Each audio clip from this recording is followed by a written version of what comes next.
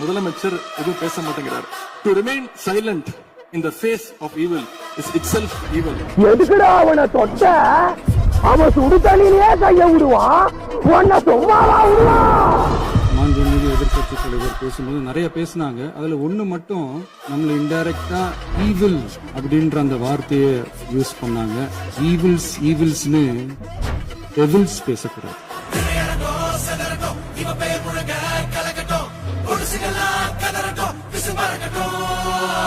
கடந்த 4 நாட்களாக திராவிட முன்னேற்ற கழகம் முதலமைச்சர் ஏன் பேசலன்னு சொல்லிட்டே இருந்தாங்க.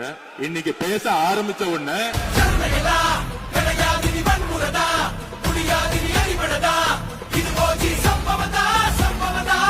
இப்பவும் சொல்றேன், மக்கள் பணத்துல இருந்து ஒரு பைசா கூட தொடமாட்டோம், தொடவும் விடமாட்டோம், தொட்டா விடமாட்டோம், இதுக்கு முன்னாடி தொட்டவங்களையும் விடமாட்டோம்.